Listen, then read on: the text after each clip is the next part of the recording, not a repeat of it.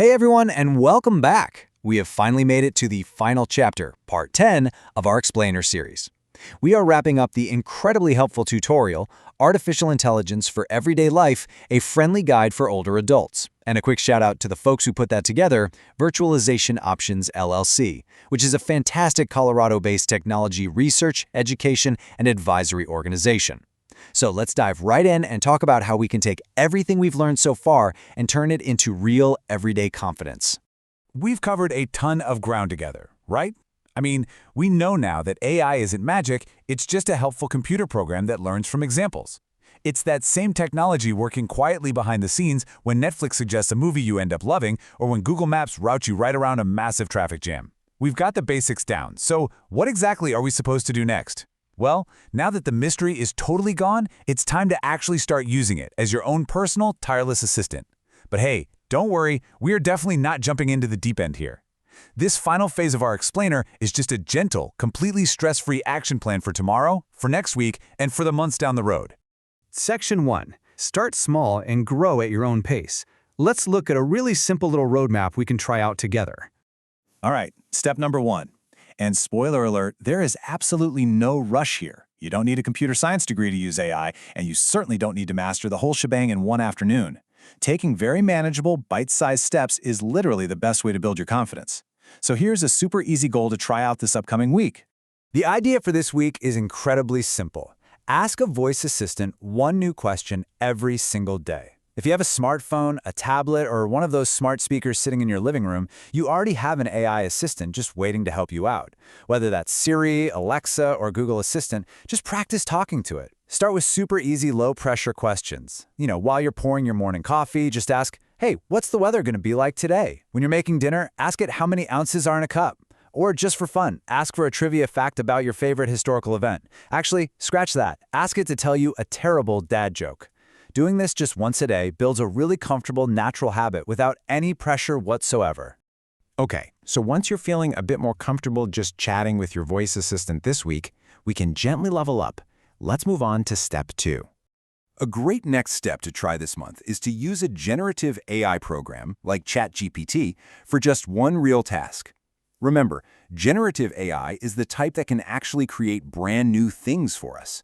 So think about something you need to do this month that feels, well, a little tedious. Maybe you need to draft a formal letter to your homeowners association, or maybe you want to write a really thoughtful email to a grandchild and you just want some fresh ideas to make it special. Or, if you're planning a weekend trip, you could ask it for a list of accessible museums in the area. One of my personal favorites? Using it to decode a confusing document. If you get a letter in the mail full of dense legal jargon, just type a bit of it into ChatGPT and say, "Can you explain this to me like I'm a beginner?" Tackling just one practical task this month is really all it takes to see how genuinely useful this tool is. And that naturally builds right into step number 3, which is an ongoing habit that will really solidify everything we've explored. So, the ongoing goal, share what you learn with a friend. Seriously, there is some fascinating psychology behind this. Teaching others is actually the single best way to build your own confidence. When you show a neighbor how you used your phone to instantly translate a restaurant menu, or you tell a friend at your social club how ChatGPT helped organize your spring gardening schedule, 2 magical things happen. First, you realize exactly how much you actually know now. And second, you make the technology feel way less intimidating for someone else. By sharing our wins, no matter how small they seem, we become the go-to experts in our own social circles. Next up, helpful resources to keep learning. Because, let's face it, we all get stuck sometimes, and it's great to have a safety net. If you want to keep exploring, there are 2 phenomenal, completely free resources designed specifically with older adults in mind. First up is AARP Tech Help over at aarp.org/technology. They offer these fantastic free guides and tutorials that use clear, large text, perfect for ADA compliance and visual accessibility, much like we've prioritized throughout this explainer, and they are written in just a wonderfully friendly tone. Plus, they keep everything super up to date. The second resource is Senior Planet at seniorplanet.org.